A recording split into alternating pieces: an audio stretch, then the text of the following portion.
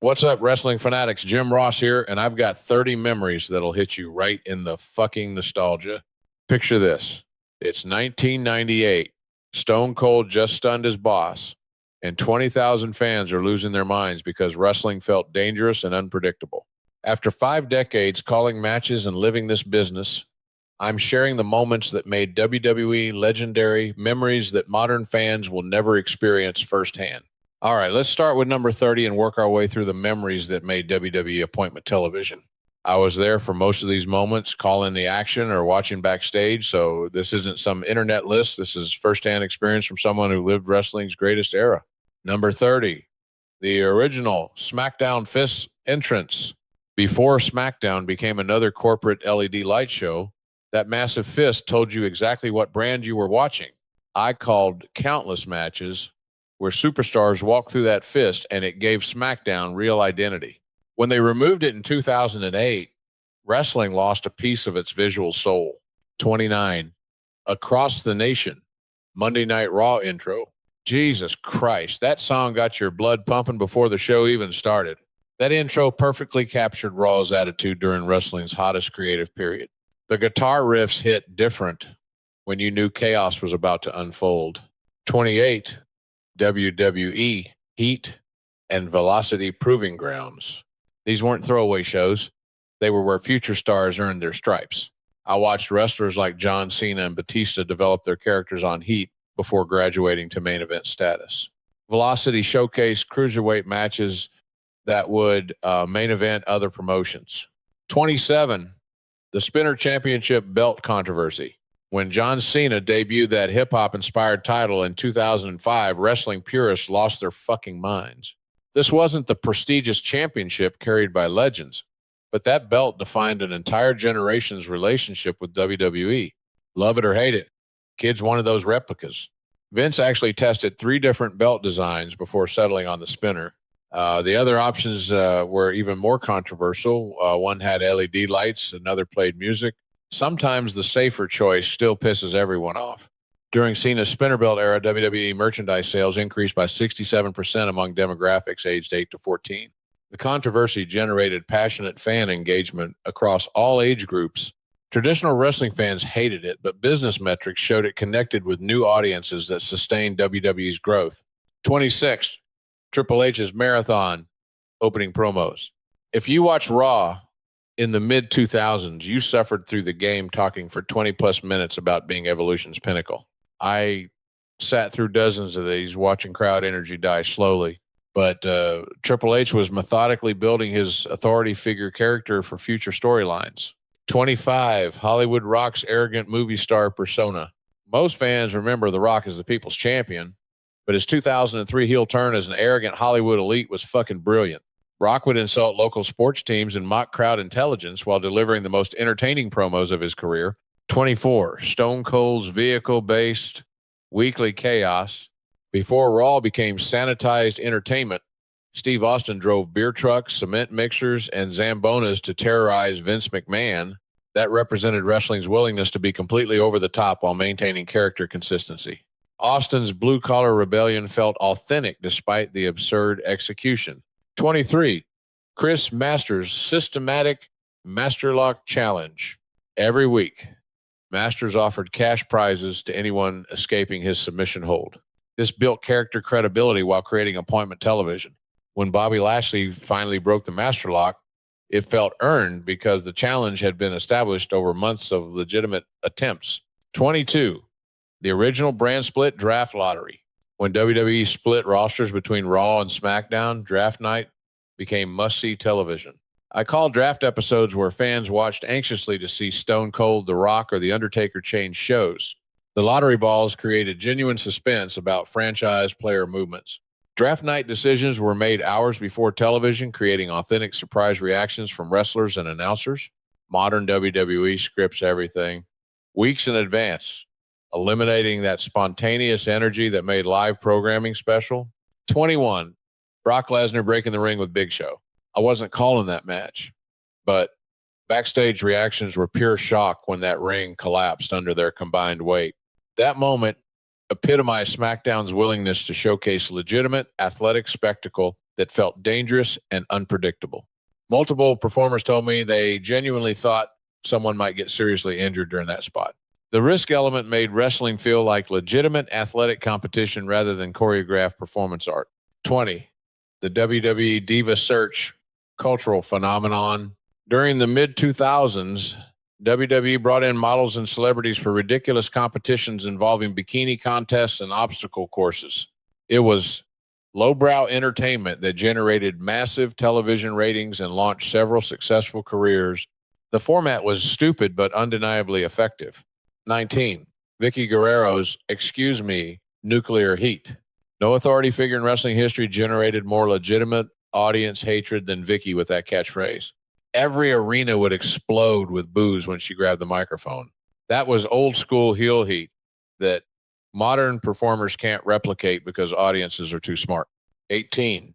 Randy Orton's methodical Legend Killer campaign.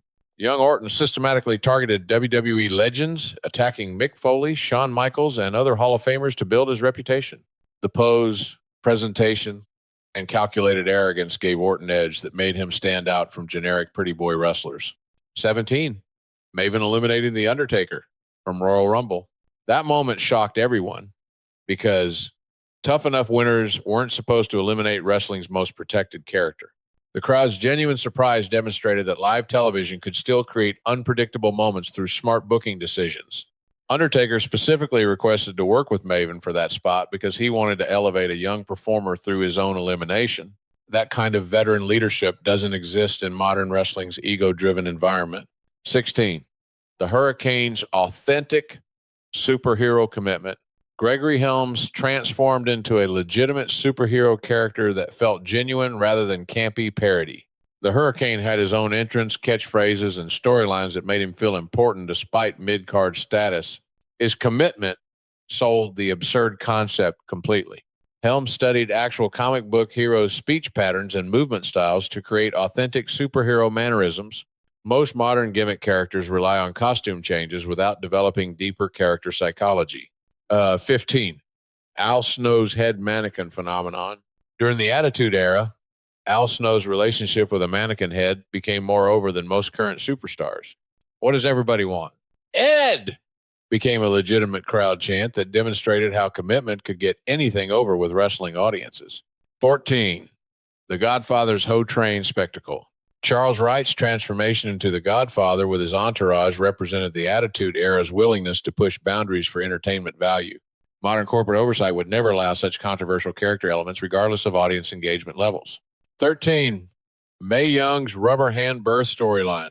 This was absolutely ridiculous, but WWE committed completely to having 77-year-old Mae Young give birth to a rubber hand. The storyline was insane, but audiences talked about it for months. Sometimes stupid concepts executed with full commitment create memorable television. The rubber hand prop cost WWE over $3,000 because they commissioned a realistic medical-grade prosthetic. The company spent serious money on completely absurd storyline elements that demonstrated their commitment to entertainment over logic. 12. Cyber Sunday real-time fan voting. Before social media dominance, WWE gave fans power to vote online for match stipulations during live programming. The concept tested audience engagement in ways never attempted before, creating interactive entertainment that felt revolutionary for its time. 11. Melina's iconic entrance split. That woman performed a full split entrance that became more memorable than most wrestlers' entire careers. Melina could actually wrestle, but her distinctive entrance demonstrated how unique presentation could make performers instantly recognizable and marketable. 10. Vince McMahon's quad injury stubbornness. During the 2005 Royal Rumble finish, Vince blew out both legs but refused to leave the ring. He sat there barking orders at referees while clearly in excruciating pain, creating an unintentionally hilarious image that became wrestling folklore. 9. Eddie Guerrero and Rey Mysterio's custody ladder match. When WWE had these best friends fight for Dominic's custody, it created genuine emotional investment despite predetermined outcomes. The storyline featured betrayal, family drama, and two incredible performers delivering career-defining matches with real emotional stakes.